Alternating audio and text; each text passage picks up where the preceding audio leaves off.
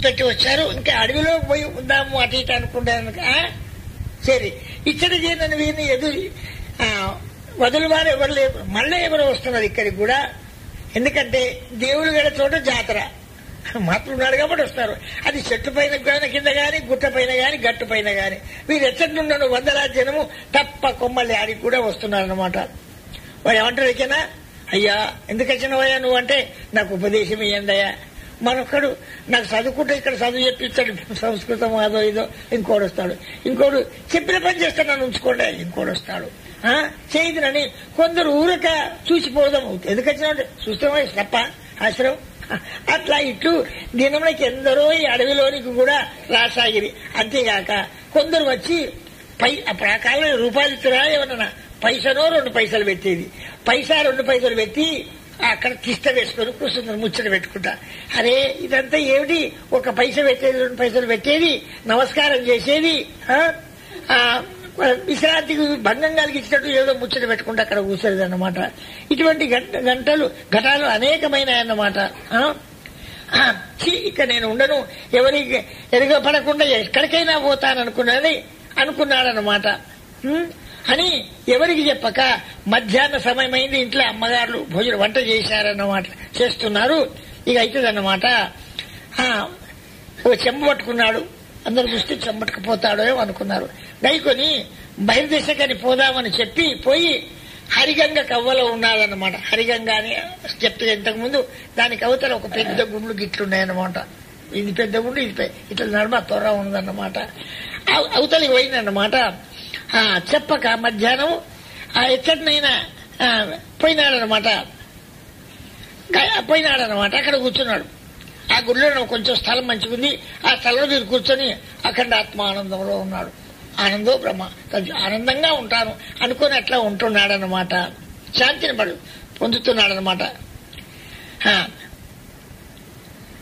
సస్వరూపం యొక్క ఆత్మానందమును పొందుతున్నారన్నమాట స్వభావాన్ని. వంట చేసుకుని అక్కడ అమ్మగారు ఎటుపోయినారు వీరు, వారు భోజనం చేయదు, మేము భోజనం చేయం కదా, వాళ్ళు ఎదురు చూస్తున్నారన్నమాట. ఇంతలో ఒక గొల్లవాడు ఆవులను గొర్రెలను కాసుకుంటూ అడవిలోకి వచ్చాడనమాట. ఎవరు ఎందుకు వచ్చాడు, భగవంతుడు ప్రేరేపించాడనమాట. ఇంట్లోకి ఎక్కడ కూర్చుందో తెలియదు. నా భక్తునికి అన్నం ఎట్లా, ఎంత ప్రేమ ఉంటుందో భక్తి చేసే వాళ్ళ మీద. భగవంతుడు ప్రేరేపించాడు. అరే ఒక గొల్లవాడిని వేసి అక్కడికి వచ్చాడు. ఆవులను గొర్రెను తీసుకుని వచ్చాడనమాట. ఆయనకు కూడా గొల్ల ఆయనకు కూడా ఈయన ఇక్కడ ఉన్నది తెలియదు అన్నమాట. ఈయన ఇటు ముఖం చేసి కూర్చుంటే ఆయన అటు ముఖం చేసి కూర్చున్నాడు అనమాట, గొర్రెలను ఆవులను పట్టుకొని. ఆ తర్వాత ఇది చూశారు. మళ్ళా వీడేవాడు ఒకడు మోపైండు ఇళ్ళకి వస్తే కూడా అనుకోండి, ఎవర్రా నువ్వు అన్నాడనమాట. ఇక్కడికి ఎందుకు వచ్చినావు చెప్పు, ఇంత అడవిలో గుండ్ల కిందకి అంటే పో అన్నాడనమాట. నేను పోను అంటున్నాడు. నేను పోనన్నాను పలికి అట్లే కూర్చున్నాడు అన్నమాట. అరే ఇది ఏం చేయాలి, ఇది ఎక్కడికి పోయినా వీళ్ళు మోపోయినారు, నేను హెచ్చరిక చేయనని ఏదో ఒక నాకు జతపడుతూ ఉంటారు, ఎక్కడికి వెళ్ళినా ఈ బాధ తప్పదని చెప్పుకొని మరొకసారి కోపం, అరే పోతావా లేదా నువ్వు నుంచి అని అన్నారన్నమాట. అని ఏం పని రా నీకు ఇక్కడ ఉన్నది గట్టిగా పలిగాను. విని శ్రీవారు పోడు అడిగాను, ఎందుకు వచ్చినావు, చీచి అంటే అంటున్నాడు. అయ్యా కొంచెం పాదాలతో నీ పాలనే వరకు నువ్వు ఇక్కడి నుంచి పోరా అంటే పాలు వదలు నాకేం పడదు పొమ్మన్నాడు అనమాట. సామాన్యంగా మీరు ముందు ఎవరూ మాట్లాడారన్నమాట, భయంగా ఉంటారు. కానీ ఆ భగవంతుడు ప్రేరణతో వచ్చినాడు కాబట్టి జంకు లేకుండా మాట్లాడుతున్నాడు.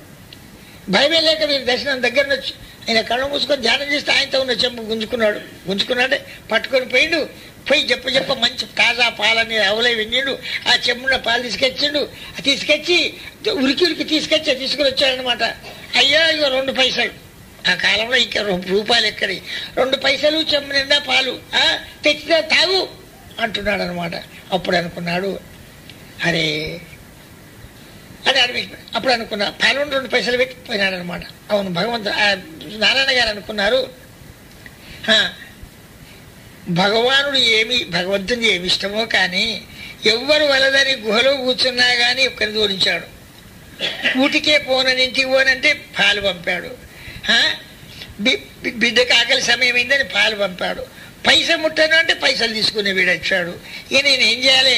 తప్పక డబ్బు తెచ్చి ముందు పెట్టినాడు. కాబట్టి ప్రభు ఏమి నీది ప్రబలము శాసనము, ఇట్లు నీ అభిప్రాయం చూడా, నేను వ్యతిరేకంగా సాగింపదాలి, నాది కూడా నాది. కాబట్టి ఏది వరదన్నదో అదే ముందరికి కూర్చుతివి. నీ ఇచ్చానుసారమే వర్తిగడు పోతా, ఇంట్లోకి పోతా, నీ ఇచ్చానుసారమే వచ్చిస్తుంది. చింతించి స్వయంగా చెందు చేత పుచ్చుకొని ఆశ్రమంలోకి చేరే వరకు మధ్యాహ్నం దాటిందనమాట. ఇంకా రాకపోయిన వారు ఎటువైరు దాటి వారు వచ్చి జరిగిన విషయం అంతా చెప్పి భుజించరు. ఇట్లు ప్రతి పదమున వీరి జాడలో జగత్ప్రభు సంతతము తిరుగుతూనే ఉండను. వీరు సదా భగవన్నామం భజిస్తూ ఉంటారన్నమాట. ఏమిటి? ఆ తర్వాత భగవన్నామమును భజిస్తూ ఉన్నారన్నమాట. ఏమిటి? వచ్చారు.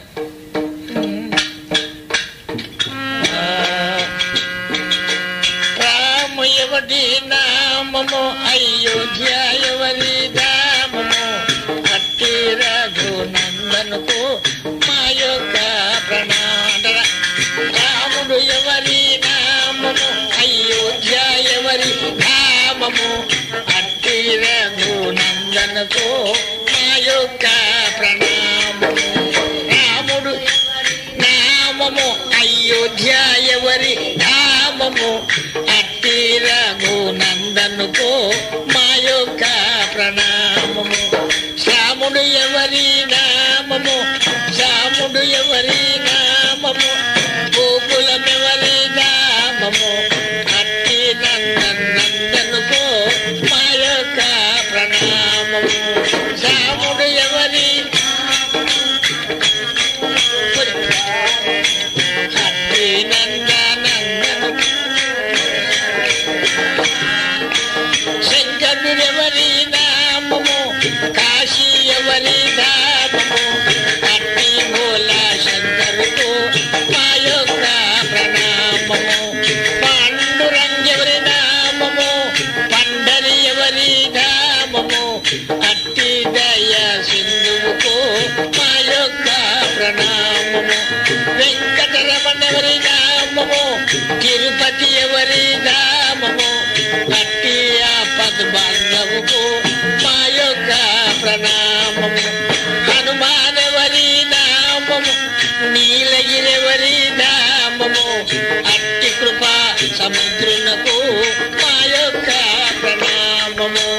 రాముడు ఎవరి నామము, అయోధ్య ఎవరి ధామము, అట్టి రఘునందనుకు మా యొక్క ప్రణామము. ఈ విధంగా భగవన్నామం చేసుకుంటూ వీరు ఇట్లాగా ఉన్నారన్నమాట. ఆ తర్వాత పాండురంగమూర్తికి భవనం నిర్మాణం చేయాలి. ఇంకా లేదు, ఇంకప్పుడు ఇంకా పెద్ద భవనం అయి తర్వాత అయిందనుకోండి. ఇప్పుడు ఒక వెనకకుండే బంగ్లా అన్నమాట. భవన నిర్మాణం చేసి నారాయణ గారు సంకల్పించారు. లోకంలో ఏదైనా ఇల్లు కట్టుకోవాలి, లగ్గం చేయాలి, ఏ పని చేసినా ధనం కావాలన్నమాట. ఏ దానికైనా పైసలు కావాలి. కాబట్టి వీరు పాండురంగ మూర్తికి ఒక భవనం నిర్మాణం చేసుకుందాం, ఉత్తగానే ఉన్నాడు కదా అనుకున్నారనమాట. అనుకొని లోకంలో పని కావాలంటే ఏదైనా ద్రవ్యం కావాలి. కాబట్టి ద్రవ్యోత్పత్తి లేనిది చూసుకునే కార్యం మొదలు పెట్టుకుంటారనమాట. శ్రీవారు పౌరుత హృదయంతో ప్రభునే ద్రవ్యం, నా దగ్గర పైసలు లేవు, పాండురంగస్వామి తడిసిపోతున్నాడు గుడి చేస్తే అడిగడదాం అనుకున్నాం, నీ దయ అనుకున్నాడా. ప్రభునే ద్రవ్యంగా అన్ని విధములకు నుపపత్తిగా ఎన్నుకొని భవనములకు ముహూర్తం చేశారన్నమాట. ఆ తర్వాత చేసిన దినమున 1 రూపాయన్నా కూలివానికి ఇద్దామంటే లేదు. భవనం కడతాడు, ఆ రోజు 1 రూపాయన్నా ఇద్దామంటే చేతిలో లేదన్నమాట. లేక ఆటాన కొత్తలు ఇచ్చారన్నమాట. అప్పుడు ఆ కాలంలో పైసకి ఎంత కష్టం. ఆ తర్వాత ₹1 ఇచ్చి పంపారన్నమాట. ఈ ద్రవ్య సంపదతో భవన నిర్మాణం మొదలెడేది. ఇంతే ఉన్నది. ఎందుకంటే శ్రీవారి సంకల్పమునకు జగత్ప్రభువే నిరీక్షించుండు. భక్తుల యొక్క సంపర్కం కాని కొరకు దేవుడు ఎదురు చూస్తాడట. వీడు మహాభక్తులు ఏ పని పెడతాడో దాన్ని ఏం చేస్తాం. చూడండి భక్తుల యొక్క మహిమ. ఈయనేం సంకల్పిస్తాడు దాన్ని నేను తామిల్ చేస్తాను. గంత హాజరు జవాంతిగా ఉంటాడట. మొదటి శ్రీవారి సంకల్పమునకు ఆ జగత్ప్రభు నిరీక్షించుండెను. తలవని తలంపుగా ఎచ్చటి నుండో ఎట్లు సమకూర్చనో ఆ ప్రభువుకే ఎరక, ఈ నారాయణ గారికి ఎరక. ఏమీ లేదు, ఎక్కడి నుంచి ఎక్కడ పైసలు వచ్చినాయి, ఎట్లా ఇది నిర్మాణం అవుతున్నది ఎవరికూ తెలియదన్నమాట. దయాసాగర్ రూపుడు ఆ ప్రభువుకే తెలుసు, ఈయనకి నారాయణ గారికి ఎరుగుదనమాట. మూడవ మనిషికి తెలియదు పైసలు ఎక్కడి నుంచి వచ్చినాయి, ఎట్లా కడుతున్నాయి. కొన్ని వేలతో ప్రధాన భవనం చేశారు, కొన్ని వేలతోటి వెనుకకుండే ప్రధాన భవనమును పూర్తి చేశారన్నమాట. ఆ భవనం కుడి భాగమున పాండురంగడు అందులోనే పెట్టారు. ఇంకా ఇది కాదు, కుడి భావన పాండురంగడు మందిరము నిర్మించి అందులో రుక్మిణీ పాండురంగల మూర్తులు ప్రతిష్ఠించింది. మూర్త నిర్ణయం అయ్యను. కొందరు అన్నారు శాశ్వతమైన ప్రతిష్ఠ చేస్తామని కొంతమంది, అంటే బ్రాహ్మలు. కాదు, స్థిర ప్రతిష్టనే చేయాలి, తీసేసి మనం పెట్టేట్టు ఉండాలి, కానీ స్థిర ప్రతిష్ట చేయకూడదని వీరి భావం. ఎందుకంటే ముందు పెద్దగా కట్టదలుచుకున్న వీరి భావం ఎవరికి ఎరక, పెద్దగా ఇప్పుడు కట్టే అవన్నీ పెద్ద భవనం అన్నమాట అనుకున్న ఉద్దేశం. కాబట్టి శ్రీగారి గంభీర భావాన్ని కూడా ఎవరు తెలుసుకోలేదన్నమాట. కాబట్టి వీరి అభిప్రాయంగా చరం ప్రతిష్టనే చేశారన్నమాట. అట్లే జరిగను. పిదప పశ్చిమ భాగమున వంటశాల కావాలి. ఇక పట్టి భవనం కట్టారనుకోండి, వంటశాల కావాలి. ఇప్పుడు ఎట్లయిందయ్యా ఇదంటే, స్వామివారు పిలవక ముందే ఈ కట్టేటప్పుడు వందలాది మంది వచ్చి పనివారు వచ్చుతున్నారు, పని చేస్తున్నారు. ఏం లేదు. అందులో ఒక కమ్మరాయన ఉన్నాడు అనమాట. ఆయన కమ్మరి పని ఉంటుంది కదా, మొలలు కొట్టు ఇట్లా దర్వాల కబని కొట్టి ఆయన వచ్చాడు. కొంచెం పని చేసిండు, మెల్లగా తప్పించిండు అనమాట. ఎందుకయ్యా అంటే, నేను ఇల్లు కట్టుకుంటున్నా, ఏం పని నేను ఎందుకు వస్తా అని అన్నాడు అనమాట. అనకూడదు, కానీ ఆ కట్టిన ఇల్లు కొలిది కూడా ఆయన దమ్మన్నది, ఆయన కట్టుకున్నది. ఇక్కడ సగం పని పెట్టిపోయింది అన్నమాట, కొలిపోయారు. అప్పుడు అతడు మహాత్ములకు చేసిన ద్రోహమని వస్తానని నేను రాలేదు, నాయక ఇల్లు పని అన్నాడు. అప్పుడు అనుకున్నాడు, అరే మహాత్ములు చేసినందుకు కట్టుకుని ఇల్లు కూలిపోయి ఇక ఏం చేస్తా అనుకున్నాడు అనమాట. మళ్ళీ వీరి దగ్గర క్షమాపణ కోరి వచ్చాడనమాట, ప్రార్థించాడు. ఆయన కట్టుకపో మంచిగా ఉంటుందన్నాడు. మంచి కట్టుకున్నాడు, ఇప్పటికి కూడా మంచిగా ఉన్నాడు అనమాట. జీవితం శుభంగా ఉన్నదన్నమాట.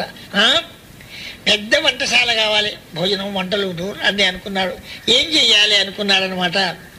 ముఖ్య శిష్యుడైన విశ్వాసైన ఈశ్వరుడు ఉన్నాడు కదా, ఏం చేస్తావురా నాయన అంటే, అడిగి పోయి కట్టెలు తీసుకొస్తాం, పెద్ద పెద్ద దూలాలు వాసాలు తీసుకొస్తాని 4 బండ్లు కట్టుకొని, ఆ తర్వాత అంత వీరికి నీరు దొరకని అడవిలో మహాఘోరాణ్యంలో అడవిలోకి పోయినారన్నమాట. అక్కడ నీళ్ళు చుక్క కూడా దొరకదన్నమాట. ఆ తర్వాత అడవికి పోయినారన్నమాట. అడిగి పోయేవరకు బాగా దూప, ఎట్లా నీళ్లు కావాలి కదా. అదేం భగవత్ కృపడు, ఇట్లా ఉసుకనికి ఇట్లా అనగానే నీళ్ళు వస్తున్నాయి అన్నమాట. ఉసుకను కొంచెం ఇట్లా తీయంగానే నీరు దొరుకుతుందన్నమాట. కెల్లగించగానే వస్తుందని లభించడం. క్రూర మృగములు బాధ కూడా లేదు, పెద్ద పుల్లు జిట్ట పుల్లు అడవిలో ఉన్నాయన్నమాట. అవి కూడా ఏం బాధపడతలేవన్నమాట. బండ్లు ఎత్తు వంతులు బొందలు లోతులు అవన్నీలో కూడా బండ్లు కూలిపోకుండా పడుకోకుండా బోర్లు పడకుండా కూడా ఉంటుందన్నమాట. సక్రమంగా అన్ని దూలాలు వాసాలు ఎంతింత పెద్దవి ఎన్ని కావాలో అన్ని 4 బండ్ల దగ్గర నింపుకొని తెల్లవారుజామున అండరీపురం మూకి చెప్పే వరకు నేను విసులున్నాయి పాండురంగాశ్రమకు చేరారన్నమాట. ఇటు చూడ ఆ తర్వాత తెల్లవారుజామున ఇక్కడికి వచ్చారు.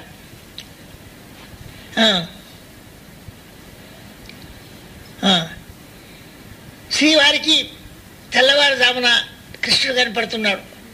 తెల్లవారుజామున ఎట్టున్నాడంటే శరీరం అంతా చెమటలు పోస్తున్నాయి. ఆ కృష్ణ భగవానికి బాగా చెమటలు పెడుతున్నాయి. కలలో కనపడుతున్నాడు. ఏంటి భగవానుడా కృష్ణ, ఏమిటి ఇట్లెందుకు దర్శనం ఇచ్చావంటే, ఇవన్నీ చెమటలు ఎందుకంటే, అరే ఈ బండ్లు పుణ్యానికి వచ్చింది అనుకున్నావు,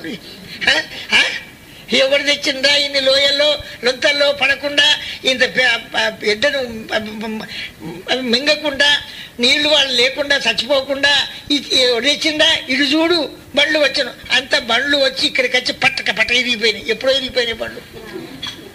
ఎందుకంటే భగవత్ కృప ఉంది కాబట్టి. ఒకసారి భారతంలో కృష్ణుడు అర్జునుడు కూర్చుంటాడు. యుద్ధం చేసేందుకు వచ్చిందనమాట. ఇంటికి వచ్చినాక గుడారంలోకి వచ్చినాక, అర్జున దిగురా నువ్వు అంటే, నువ్వు దిగు గారు. కృష్ణుడు అంటే నువ్వు దిగురా అంటే, నేను దిగా నువ్వు దిగు చెప్తా దిగురా అంటాడు. అనగనగా దిగిండు. కృష్ణ పరమాత్మ దిగనే ఎప్పుడో రాలేవు, భస్మం అయిపోయింది రథం. లేకపోతే అర్జునుడు భస్మం అయిపోప్పుడు జిద్దు చేతడు. ఇంకా నువ్వు దిగు భగవంతుని మీద గట్ల చనుడు. ఇప్పుడు అంటున్నాడు, అరే నారాయణ ఈ బండ్లు ఎట్లా వచ్చినాయిరా, ఎన్ని మొద్దులే. ఆ నెరియాక గౌరాలం దాకా రంగం లొంద ఉందన్నమాట. ఊళ్ళో వడైపోతుండే, అయ్యో అయ్యో అంటున్నాడు. మళ్ళీ చక్కగా అయిపోయింది అన్నమాట. ఎన్ని చోట్లలో కాపాడుకుంటూ వస్తే దగ్గరికి వచ్చిందిరా.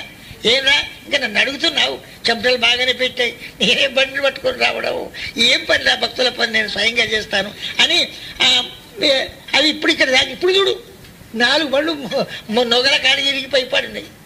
ఎప్పుడో ఇరిగినది అంటే, కానీ నీ పని కావాలి కాబట్టి భక్తులు కాదు కాబట్టి అవి ఇరగకుండా నొగలు వచ్చినాయి. ఇక ఇరికి రాగానే శాపం అట్లా అయిపోయింది అన్నమాట. అర్జున్ని కృష్ణుడు తొలుత దిగుమన భంగుమని మండినట్లు ఇచ్చట కూడా నట్లే జరిగాను అన్నమాట. అప్పుడు తన కొరకు జగన్నాథుడు పడిన శ్రమను తలచి నారాయణ గారు అనుకున్నారు, అబ్బా కృష్ణ మా వంటశాల కొరకు నువ్వు ఎంత పని చేస్తున్నావయ్యా, ప్రేమమూర్తి భావంతో స్వామి భజనము చేసు నువ్వు మా కొరకు ఎంత తిప్పలు పడుతున్నావయ్యా. ఏమంటున్నాడన్నమంటే, ఎంత బాగా బాధపడుతున్నావు స్వామి మా కొరకు. ఏకనాథుని ఇంట పాకాధికార్యముల్ చేసి కావడి నీళ్లు మోసి మోసి. ఏకనాథుని ఇంట్లో 12 ఏళ్ళు మోసినావు. అక్కడ ద్వారకానగర్లో ఉండక ఏకనాథ మహారాజ్ దగ్గరికి వచ్చి 12 ఏళ్ళ దాకా అక్కడ కావడి నీళ్ళు మోసుకుంటూ కూర్చున్నావు. కృష్ణ ఏకనాథుని ఇంట పాకాధికార్యముల్ చేసి కావడి నీళ్లు మోసి మోసి. ప్రేమంజనాబాయి పిలచిన నటకేగి. నామాయికి నామదేవుని దగ్గర పెళ్లి విసరాలి. ప్రేమంజనాబాయి పిలచిన నటకేయి వేడుకతో పిండి విసరి విసరి. ఏమన్నా జనాబాయికి తోడుపడతాడు కృష్ణుడు. నామదేవుడు దాసిగా ఉండే ఆమెకు జనాబాయికి పని చెప్తే ఒక్కదాన్ని తిప్పలైతేనే, నువ్వు జనాబాయి నువ్వు పాటలు పాడు నేను ఇసురుతా. అవన్నీ చేయలేదా నువ్వు కష్టాలు అంటే. ఆ తర్వాత శ్వేతవాహను పైన ప్రీతితో రణమున లీలగా రథమును తోలు తోలు. అర్జునికి రథం నడిపించినావు. రథం నడిపించడానికి ఏం కష్టం ఉంటుందంటే, ముందర కూర్చుంటాడనమాట. చేతుడు చెప్పరాదు, నోటితో చెప్తే వాళ్ళకి వినస్తుంది. ఏం చేయాలి, ఇటు నలపాలన్నది ఇటు నలపాలి. లాంగ్ బూట్స్ ఉంటాయన్నమాట. ఆ బూట్లవి మడివేలకు ఇంత పెద్ద మొలలు ఉంటాయన్నమాట. ఇట్టదంతా ఇటు పోవాలి, ఎవరికి ఎరవద్దు. ఇట్టదంతా ఇట్లా పోవాలి, పక్కలదంతాడనమాట. తంపితేనే రథం ఇటు జరగమంటే వాడి మీద అటే బాణం వేస్తాడు. శ్వేతవాహను చేత ప్రీతితో రణమును తోలి తోలియు ఇలాగా రథమును తోలి తోలి. అర్థ జిజ్ఞాసు అర్థార్థులెందరో మొరలిద వారికై తిరగి తిరగి. ఎందరో భక్తులు అనగానే దెబ్బనమో ఎక్కడ ఆడతావు, గజేంద్రుని కొరకు ఇట్లా పోతావు, తిరుపతి కొరకు అట్లా పోతావు. అందరూ అర్థ జిజ్ఞాసులర్థార్థులెందరో మొరలిద వారికై తిరిగి తిరిగి. ఎంత శ్రమనందించివో ఏ మొరమ్మో కృష్ణ దాచుకొద్దును హృదయానత. నా హృదయంలో పెట్టుకుంటా కృష్ణ నేను. దాచుకొద్దును హృదయాన తాల్మి తోడ విశ్రమింపు ముక్షణమైన విమల చరిత పరమ కరుణాంతరంగా శ్రీ పాండురంగ.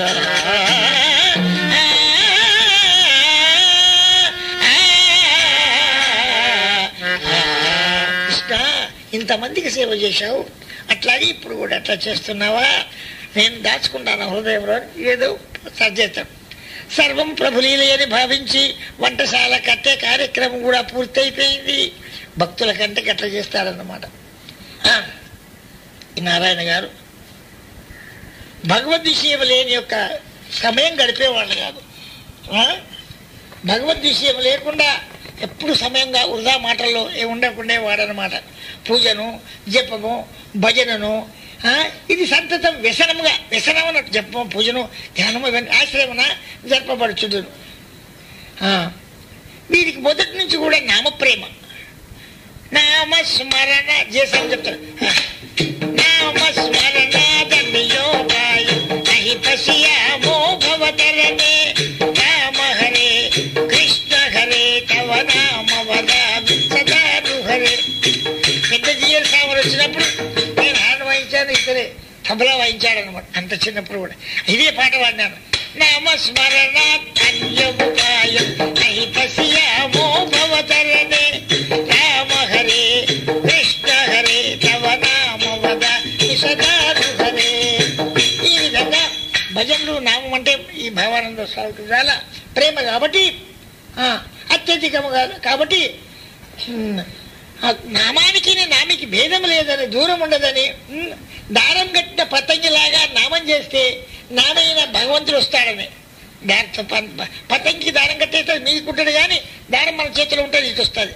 నామము నీ చేతిలో ఉంటే నామే అయిన భగవంతుడు నీ దగ్గరికి ఎట్టుబడితే అటు వస్తాడు అని చెప్పి, ప్రతి వస్తువునకు రూపం ఉన్నను నామము లేకున్నా, వ్యవహారం రూపం ఉన్నా కానీ నామం ఉండాలన్నమాట.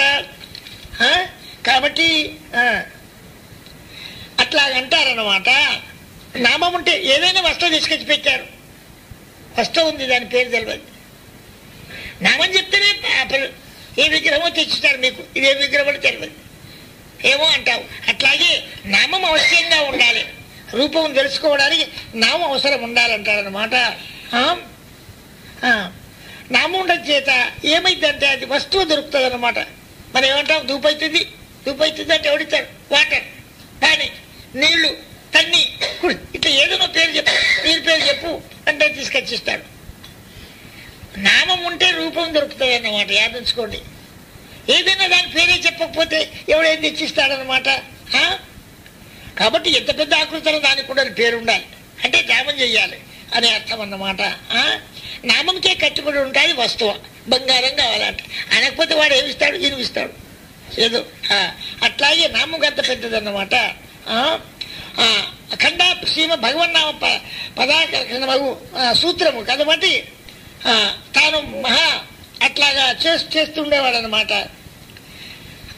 ఆశ్రితులకు కూడా, తనకు కావలసిన వాళ్ళకు కూడా నామే చెప్తుండేవాడు అన్నమాట. భక్తి జ్ఞానము తెలియనివాడ, ముక్తి మార్గముగా నన్నివాడ, నామస్మరణ చేయుములో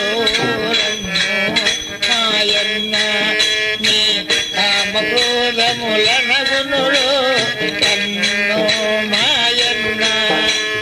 కృతయుగమందున తపస్సులుగా త్రేతాయుగమున యజ్ఞముగావలి, ప్రీతి సేవ ద్వాపరమున గావలి, చటిక కలిలో కీర్తన గావలి, నామస్మరణ చేయుమురో కన్నో మాయన్న నీ కామక్రోధముల నగునురో కన్నో మాయన్న. ఈశన్నత్రయపు ఆశలవారు, కోశమోహమద వాసనవారు, దాస్యత్వంబును చేయని వారు, ఈశ్వరు కృపను ఎరుగగలేరు. నామస్మరణ చేయుమురు కలియే సంసారపు ఆసక్తి, కలియే సంసారపు ఆసక్తి, ఇలలే సజ్జనులకును విరక్తి, కలియుగమందు స్మరణయ ముక్తి, తెలియగవల ఆత్మకు ఇది శక్తి. నామస్మరణ చేయుము నీ కామక్రోధములను. భేదభావములు వదలగవలను, సాధుల సంగతి చేరగవలను, ఖేదమోదముల సమముగా చూచి ఆదయామయుని వేడగవలయు.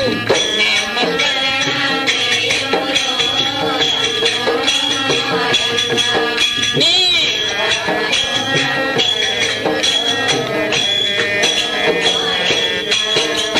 శాంతి సత్యము శమదమాదులు, దాంతి అహింస దయా శౌచం, మంతనమున శ్రీహరిని వేడుచు కాంతా కనకము కాంక్ష వీడి.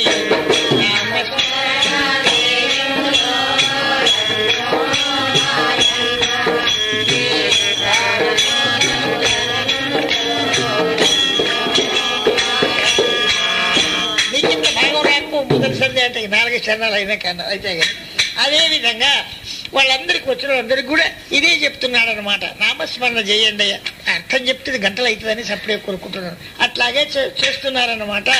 అయితే ఏమైంది ఎరికేనా, ఆ కారణమున ఆశ్రమం అంతా నామమయం అయిపోయిందండి. గుండ్లు, చెట్లు, కొమ్మలు, గోడలు, ఆశ్రమం అంతటా భగవద్గీత నామం యొక్క నిండిపోయిందన్నమాట.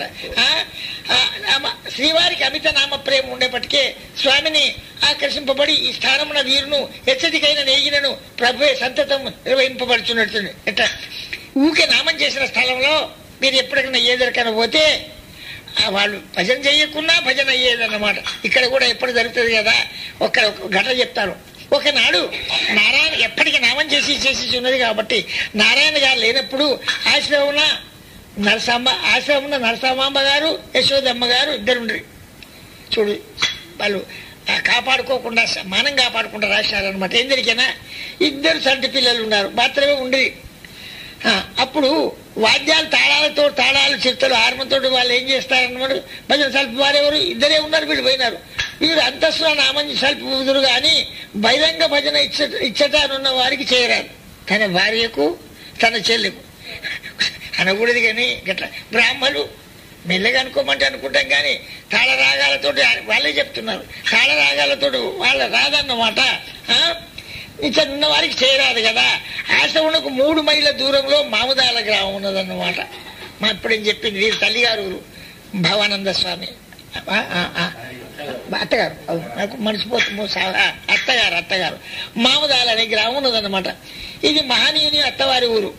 ఈ ఊరిలోని శూద్రులు చేని పనికై తిని జామరాల పొద్దుకు చేనుల పని కోసం వచ్చారు. ఈ చెట్టకి ఆశ్రమం దాదాపు 2 మైళ్ళ దూరం, 1 మైలు వచ్చారు వాళ్ళు, ఇక 2 మైళ్ళ దూరం ఉందన్నమాట. వచ్చే వరకు అఖండముగా 200 మందితోటి గుమిగిడి కొన్ని వాద్యములతో భజన చేసినట్టు వాళ్ళందరికీ వస్తుంది. 2 మైళ్ళ దూరం వాళ్ళు వచ్చేవారు. అదే ఆశ్రమంలో ఏదో పని అవుతుంది, పెద్ద ఉత్సాహం అవుతుంది అనుకున్నారన్నమాట. జరుగుతుంది ఏదో అనుకొని అందరు కైకిల పని కాడ అక్కడ ఆగక మొదలైతే చూసేస్తామని అంత గొప్ప భజన జరుగుతున్నాయని వాళ్ళు పెద్ద ఉత్సాహంతో వచ్చారనమాట. దగ్గరికి వచ్చేదాకా తప్పుడు మంచిగానే వినొచ్చింది అన్నమాట. వచ్చి చూడగా లోపలికి వచ్చే వారికి ఎవ్వరు లేడు, భజన లేదు, ఏం లేదన్నమాట. లేదు ఆమె యశోదమ్మ అడుగుతుంది, ఎందుకు వచ్చిందమ్మా 200 మంది దాకా, నేను ఇంతమంది కైకిల వాళ్ళు ఎందుకు వచ్చినారంటే అన్నారు. వచ్చి ఎందుకు వచ్చినారంటే వచ్చంటే కారణం అడగగా జరిగిన విషయం చెప్పారు. మాకు బ్రహ్మాండంగా 200 మంది మధ్యలో మృదంగ తాళాలతో ధనోధను బాగా వినస్తే మేము ఏదో జరుగుతుంది అనుకున్నాం. కొడుతూనే ఉన్నాడు ఇప్పుడు. కాబట్టి వంట జరుగుతుంది, మేము వల్ల పొయ్యి మీద పెట్టుకున్నాము, వంట చేస్తున్నాము. పాపం ఏం చేస్తారు అమాయకులు కొంతమంది ఉంటారండి, గొంతు ఉండదు అన్నమాట. గట్లా వండుకుంటున్నాము అన్నారు. ఆశ్చర్యపడ్డారు వచ్చిన అందరూ కూడా.